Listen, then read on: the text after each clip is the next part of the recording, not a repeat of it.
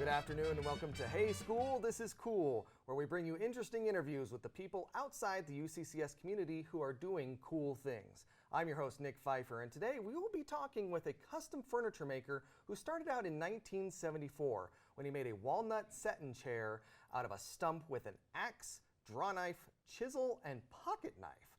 Please help me welcome Michael Houston. Hi, Nick. Michael, thank you for coming. First off, what's a setting chair? Just a dinner chair as opposed to a rocking chair.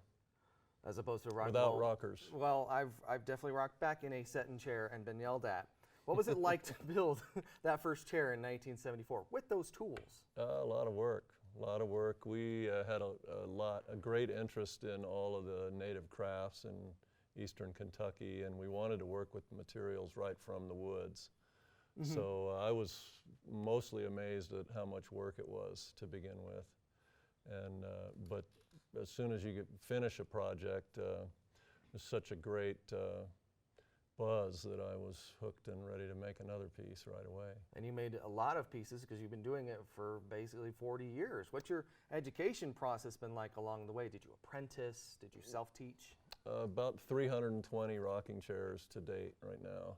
Mm-hmm. And mostly self-taught. I had a background in woodworking from middle school and high school, had fantastic shop teachers that were very, very thorough. In middle school, we had to learn the names of 400 hand tools before you could touch one.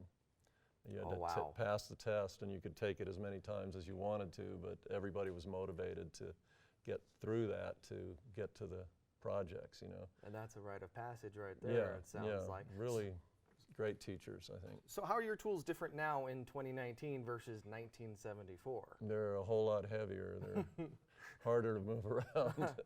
And they're a lot more efficient as far as moving material and getting wood straight and flat and polished. So, you know, I've got a sanding table that sucks all the sawdust down through the table and out of the shop, so you don't get sawdust all over you when you're sanding. Got about a ton 12-inch pattern maker's joiner that came from an old Navy yard, and huge bandsaw, big table saw. Now I'm looking at, I looked at your website before we came in, and there's a ton of beautiful work on there. Really quickly, can you explain what an 8-sided post format is?